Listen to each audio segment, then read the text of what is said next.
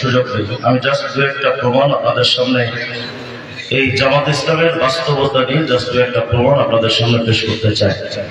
উপমহাদেশে ইসলামকে ধ্বংস করার জন্য যত ফেরাকে বাতিলার আবির্ভাব হয়েছে তার মধ্যে সবচেয়ে ভয়ঙ্কর এক ফিতনার নাম হলো মওদুদি মতবাদ তথা জামাত ইসলাম।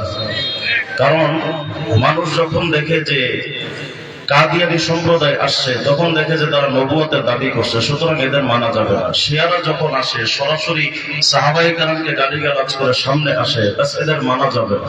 এভাবে যত ফিতনা আছে সমস্ত ফিতনার ব্যাপারে স্পষ্ট ব্যাপার থাকার কারণে মানুষ তাদের মানতে চায় না।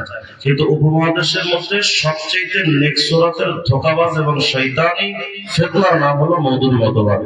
আমি জাস্ট দু একটা প্রমাণ আপনাদের দেখাই। এই যে আমার কাছে একটা বই দেখছেন, এটা হলো দস্তুরে জামাতে ইসলাম, দস্তুরে জামাত ইসলামী হিন্দ। এটা হলো মওদুদির নিজস্ব লেখা সংবিধান, অর্থাৎ জামাত ইসলামের সংবিধান।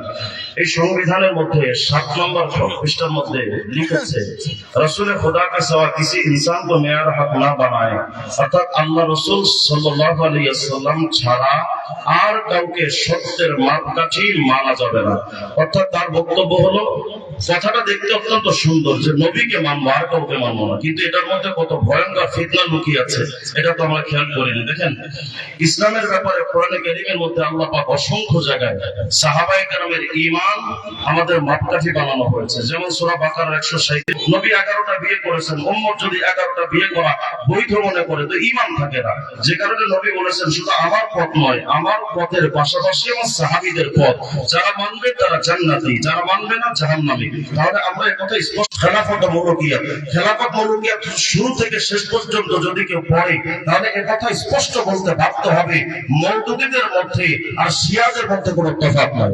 এত পরিমাণ সাহাবায়ে কেরামের সমালোচনা করেছে উহুদের সাহাবায়ে কেরাম। শেষ কথা বলি যেহেতু সময় কম, দেখেন মওদুদীবাদীরা মহিলাদের কাছে গিয়ে এবং আমজনতা সরল মুসলমানদের কাছে গিয়ে বলে যে আমরা ইকামতে দ্বীন করব, অর্থাৎ ইসলাম কায়েম করব। অথচ বাস্তবতা যদি আপনি খেয়াল করেন, তারা বলে যে আমরা কোরআনের আইন চাই, সৎ লোকের শাসন চাই। এই স্লোগান দিয়ে যারা ক্ষমতার মানুষের সামনে পেশ হয়ে তারা এমন ভাবে শরিয়াতে ইসলামকে বাদ দিয়েছে। গত শুক্রবার আমাদের মুফতি আব্দুল মালিক সাহেব তিনি বলেছেন যে এদের রাজনৈতিক ইশতেহারের মধ্যে আর সেকুলারদের ইশতেহারের মধ্যে তফাৎ নাই। কারণ সেকুলাররা যেমন ভাবে শরিয়ার আইনকে একেবারে কাট করে দিয়েছে, মওদুদীবাদীরা ঠিক একই ভাবে ইসলামী শরিয়াতকে এমন ভাবে বাদ দিয়েছে। এর যদি আমি প্রমাণ দিই আপনাদের সামনে, আমি কমপক্ষে 12টা প্রমাণ দিতে পারবো যে তারা শরিয়ার গণতন্ত্রের আইন চায়, শরিয়াতের আইন চায় না। এই যে আমার কাছে যেটা দেখছেন, এটা হলো ওদের গঠনতন্ত্র। এটা পড়ে পড়ে বলা সম্ভব না, আমি জাস্ট একটা নোট বলি আপনাদের। এই গঠনতন্ত্রের মধ্যে জামাত ইসলামের 20 সালের গঠনতন্ত্র, এটা একেবারে শেষ গঠনতন্ত্র। এই গঠনতন্ত্রের মধ্যে 10 নম্বর পৃষ্ঠার মধ্যে তারা স্পষ্ট করে লিখছে, বাংলাদেশ জামাত ইসলামী উহার বাঞ্ছিত সংশোধন সংস্কার কার্যকর করিবার জন্য নিয়মতান্ত্রিক ও গণতান্ত্রিক পন্থা অবলম্বন করিবে, শরীয়তের পন্থা না, গণতন্ত্রের পন্থা। 13 নম্বর পৃষ্ঠায় লিখেছে, সংঘবদ্ধ প্রচেষ্টার মাধ্যমে বাংলাদেশের নিয়মতান্ত্রিক ও গণতান্ত্রিক পদ্ধতিতে সুবিচার পূর্ণ শাসন কায়েম করিয়া সমাজ হইতে সকল প্রকার জুলুম, শোষণ, দুর্নীতি, অবিচারের অবসান ঘটানোর আহ্বান। মানে এখানেও তারা অবিচার দূর করার জন্য গণতন্ত্র প্রতিষ্ঠা করতে চায়, শরিয়া চায় না। 13 নম্বর পৃষ্ঠা আরো লিখেছে, গণতান্ত্রিক, নিয়মতান্ত্রিক ও গণতান্ত্রিক পন্থায় সরকার পরিবর্তন এবং সমাজের সর্বস্তরে আল্লাহ ভীরু চরিত্রবান সৎ ও যোগ্য লোকের নেতৃত্ব কায়েমের চেষ্টা করা। এখানেও তারা গণতান্ত্রিক পদ্ধতি চাচ্ছে, শরিয়ার আইন চায় না। গঠনতন্ত্রের 12 নম্বর পৃষ্ঠায় লিখেছে 3 নম্বর ধারায়, বাংলাদেশের নিয়মতান্ত্রিক ও গণতান্ত্রিক পদ্ধতিতে ন্যায় ও ইনসাফ ভিত্তিক সমাজ গঠন করা এবং মহান আল্লাহ সন্তুষ্টি অর্জন করা। মানে এখানেও তারা 12 নম্বর পৃষ্ঠায় গণতন্ত্র প্রতিষ্ঠা করতে চায়। এটা হলো জামাত ইসলামের মূল লক্ষ্য উদ্দেশ্য। তারা লিখছে তাদের মূল লক্ষ্য উদ্দেশ্য গণতান্ত্রিক পন্থায় ইনসাফ কায়েম করা। আমি জানতে চাই, মানব রচিত গণতন্ত্রের আইন দিয়ে পৃথিবীতে কোনো গুণাকাঙ্ক্ষিত এক বিন্দু পরিমাণ ইনসাফ আজ পর্যন্ত কায়েম হয়েছে? যেখানে সূরা তাহার 124 নম্বর আয়াতের মধ্যে বলছেন, ওমান আরাদা আন যিকরি ফাইন্না লাহু মাঈশাতান যানকা, যদি কোরআনের আইন থেকে কেউ পিছপা দূরে চলে যায় আমি তাদের জীবনকে নরক বানিয়ে ছাড়বো। সুতরাং আল্লাহর আইন ছাড়া ইনসাফ কায়েম করা যেখানে সম্ভব না, সেখানে জামাত ইসলামী ইসলামের মূল লক্ষ্য উদ্দেশ্য হলো গণতন্ত্রের আইন দিয়ে ইনসাফ কায়েম করা। আমি জানতে চাই এই জামাতে ইসলামী তারা কি ইসলামী সংগঠন হতে পারে?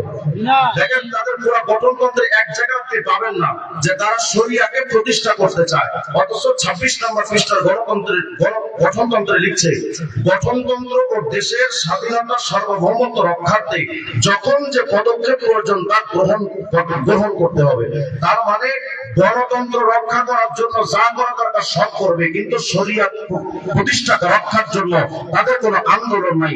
এভাবে যদি একটা প্রমাণ দিতে চায়, বিবিসি 18 সেপ্টেম্বর 2025-এ ডক্টর সৈয়দ তাহের বলেছিল যে কোথায় শুনেছেন আমরা শরিয়া আইন কায়েম করবো, তাহলে এখানেও তারা অস্বীকার করছে। গত কয়েকদিন আগে পার্থা দাস খ্রিস্টানদের এক সেক্রেটারি বাংলাদেশে, তিনি বলেছে যে আমিরে জামাত আমাদেরকে বলেছে আমরা ক্ষমতায় গেলে শরিয়া আইন কায়েম করব না।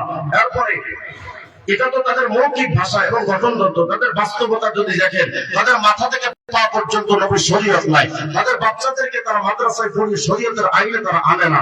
তারা যে কোরআন তেলাওয়াত করে দেখবেন তাদের সংগঠনের কোন বিজ্ঞ আলেম তাদের নেতৃত্বে নাই, বরং তাদের নেতৃত্বে যারা আছে তারা যেভাবে সূরা ফাতিহা বা আয়াত পড়ে মনে হয় যেন এরা বাঙালি না রোহিঙ্গা। এমন ভাবে তারা মুসলমানদের মধ্যে ধোঁকা দিয়ে মুসলমানদেরকে বিভেদ করার জন্য চেষ্টা করছে।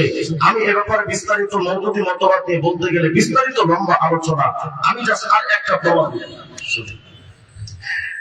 যদি বলেন যে মওদুদিবাদীদের মধ্যে সমস্যা কি, তারা যদি আমাদের সামনে আসে অসুবিধা কোথায়? এই যে একটা বই দেখতে পাচ্ছেন রসায়েল মাসাইল, এটা মওদুদি সাহেবের লেখা। এই বইটা 194 নম্বর পৃষ্ঠার মধ্যে যদি আপনি দেখেন, জাস্ট আমি একটা প্রমাণ দিই যে দাড়ি উম্মতের ইজমা হলো দাড়ি রাখা ওয়াজিব। বুখারী শরীফ, মুসলিম শরীফ সকল জায়গায় আসছে ওয়াফুল লোহা ওয়া আরফুল লোহা, দাড়িকে লম্বা করো, দাড়িকে লম্বা করো, দাড়িকে লম্বা করো, কোথাও কাটার কথা নাই। উম্মতের ইজমা অন্তত এক মুষ্টি দাড়ি রাখা ওয়াজিব।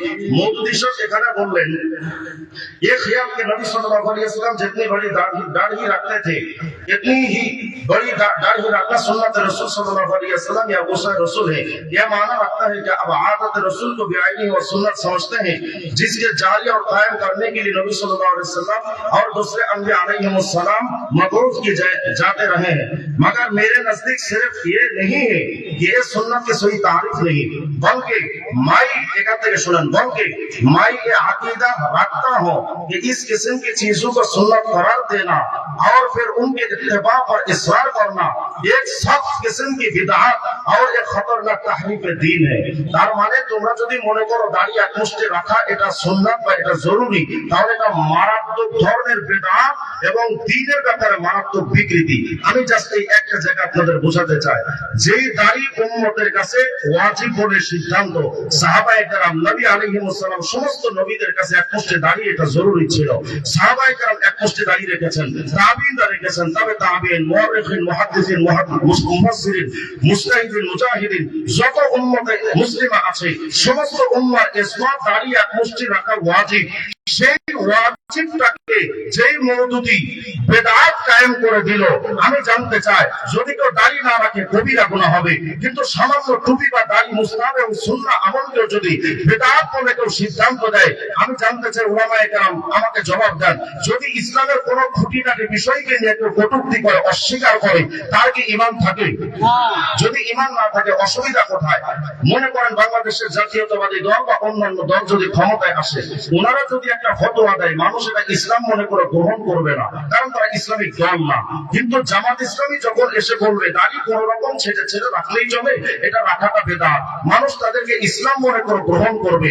একটা কুফরকে যখন মানুষ ইসলাম মনে করে গ্রহণ করবে, এই বাংলাদেশের 16 কোটি মানুষের মধ্যে 14 কোটি মুসলমানকে বেঈমান বানায় ফেলবে। সুতরাং আমাদের স্পষ্ট বক্তব্য, আমাদের আকাবের আসলাফ তারা হরদম সবসময় মওদুদিবাদের মুখোশ উন্মোচনে কাজ করে গেছেন, লেখনের মাধ্যমে, বক্তব্যের মাধ্যমে, শরীর দিয়ে, জান দিয়ে, মাল দিয়ে। সুতরাং আমরা স্পষ্ট করে বলতে চাই, যদি মওদুদিবাদীরা এটা মনে করেন হুসাইন আহমদ মাদানী তো নাই, শিবির আহমদ উসমানী তো নাই, যদি এটা মনে করেন আপনার আবুল হাসান নদভী তো নাই, শামসুল্লাহ ফরিদপুরি নাই, হাফিজ হুজুর নাই, আহমদ শফি কায়েদ মিল্লাত আল্লাহ জুনায়েদ বাবুনগরী রাহিমাহুল্লাহ নাই, যদি এটা মনে করেন যে ফাঁকা মাঠে দৌড় দিবেন করবেন, ওই স্বপ্নে গুড়ে বালি দিয়ে রাখেন। ইসলাম যতদিন আছে, বাংলাদেশের একজন মুসলমান যতদিন থাকবে, আমাদের আকাবের আসলাফ নাই, কিন্তু তাদের সন্তানরা যতদিন জিন্দা থাকবে, বাংলাদেশের এক ইঞ্চি মাটিতে জায়গা হবে না। তবে জান দিতে হয়, মাল দিতে হয়, রক্ত দিতে হয়। শেখ হাসিনা আমাদের 2 বার কারাগারে নিয়েছে। তোমরা যদি মনে করো আমেরিকান প্রোডাকশনের ক্ষমতায় এসে আমাদেরকে কারাগারে নিবে, হাসি মঞ্চে হাসি খুশি ভাবে আমরা ফাঁসির কাছে যেতে প্রস্তুত আছি, কিন্তু মৌলবাদী মুনাফিকদের কাছে আমরা মাথা বিক্রি করবো না। সুতরাং আগামী নির্বাচনে আমাদের তারুণ্যের প্রথম ভোট হবে মুনাফিকদের বিরুদ্ধে। তারুণ্যের প্রথম ভোট হোক মুনাফিকদের বিরুদ্ধে। এই স্লোগান দিয়ে এগিয়ে চলেন। আল্লাহ তাআলা যেন আমাদের সকলকে মওদুদিবাদের এই ভয়ঙ্কর খতরনাক ফিতনা থেকে